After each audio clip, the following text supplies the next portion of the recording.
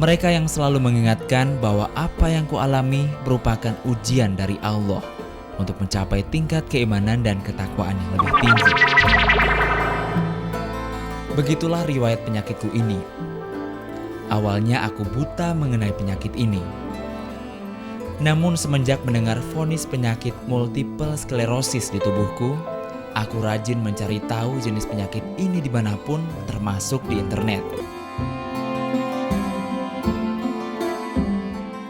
Mengenai kesembuhannya sebenarnya ada dua cara pengobatan, namun keduanya membuatku sulit untuk memilih.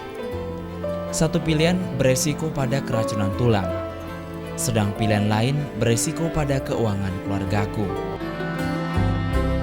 Semenjak aku sakit, otomatis aku nyaris tak ada pemasukan. Bahkan untuk kebutuhan sehari-hari, aku terpaksa mengoret-oret sisa tabunganku. Sempat aku terpuruk. Namun semua itu tak berangsur lama, karena istriku tercinta Tami dan anak-anak selalu ada di sisiku dalam setiap kesakitan batin dan fisikku. Berjasa semua di sini, termasuk sahabat-sahabat saya semuanya. Yang paling memang istri saya, anak-anak saya, orang-orang yang benar-benar di rumah saya, yang setiap saat saya teriak, tolong dong, Mbak tahu nggak kalau kaki saya lagi jatuh gini, nggak kuat ngangkat. Istriku Tami, anak terbesarku Mamas, Mio, Lalo, dan Izra. Mereka orang-orang terpenting dalam hidupku, yang membangunkanku dalam ketidakberdayaanku, yang selalu membesarkan hatiku dalam setiap keterpurukanku. Mereka yang selalu mengingatkan bahwa apa yang kualami merupakan ujian dari Allah untuk mencapai tingkat keimanan dan ketakwaan yang lebih tinggi. Janjinya Allah bahwa hambanya itu tidak akan diuji dengan ujian yang tidak kuat dia pikul kan. Jadi sekuat yang dia pikul aja gitu. Dan Tami, karena semangat darinya aku masih bisa bertahan dengan senyum yang lebar hingga kini. Bagi kami sekeluarga, semua harta benda yang pernah ada di saat kesuksesanku semata-mata adalah titipan dari Allah.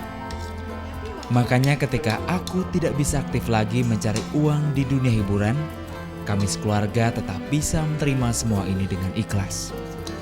Tak pernah sekalipun aku mendengar keluh kesah dari bibirnya. Yang ada hanya ucapan-ucapan penyemangat agar aku sembuh. Sebenarnya menurut saya yang paling bersedih untuk orang-orang yang sakit seperti saya, kayak Gipo, Krisil, itu sebenarnya pasangannya, istrinya. Karena apa?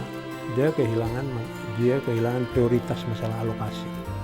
Entah itu alokasi waktu, alokasi keuangan, alokasi kasih sayang, alokasi perhatian gitu.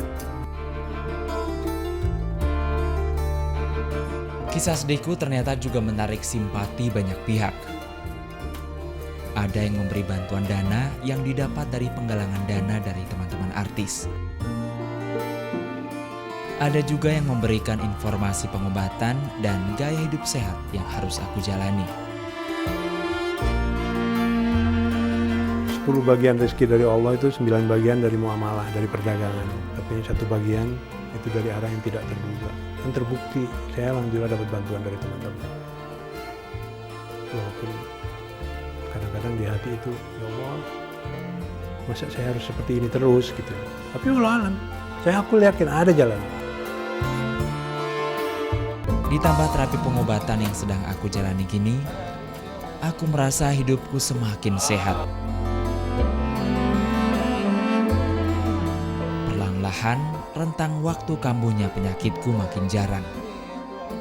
Dan sekarang walau aku masih memakai kursi roda, namun setidaknya aku sudah punya harapan lagi bahwa suatu saat nanti penyakitku pasti akan bisa disembuhkan.